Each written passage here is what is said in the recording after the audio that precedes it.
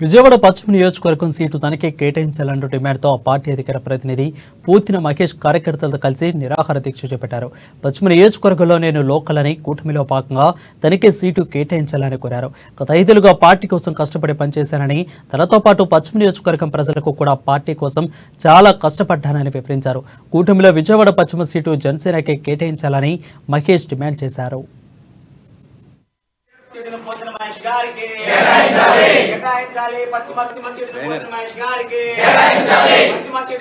Janasena party జెండా రెపరెపలాడుతుంది. మనకి ఖచ్చితంగా గుర్తింపు ఉంటుంది అనేటువంటి విషయాన్ని కూడా అనేక సందర్భాల్లో తెలియజేశాం. అందుకే స్థానిక సంస్థల ఎన్నికల్లో కూడా చాలా బలంగా పోటీ చేశాం. బ్రహ్మాండమైనటువంటి ఓట్ బ్యాంక్ సాధించాం. చిన్న చిన్న పొరపాట్ల వల్ల పశ్చిమ నియోజకవర్గంలో దగ్గర 8-9 స్థానాలు కోల్పోవడం కూడా జరిగింది. మేము పవన్ కళ్యాణ్ గారికి ఇబ్బందుల్లో పార్టీతో ఎవరు లేరు. మరి నేను విజయవాడ లాంటి నగరంలో నేను ఇక్కడే నిలబడ్డా. ఈ పార్టీ జెండా పట్టుకొని అన్ని పోరాటాలు చేశా. పార్టీ కష్టకాలంలో నిలబడ్డా.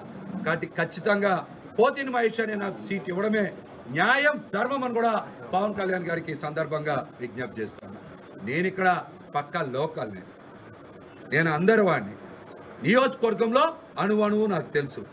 ప్రజలతో మమేకమై ఉన్నాను.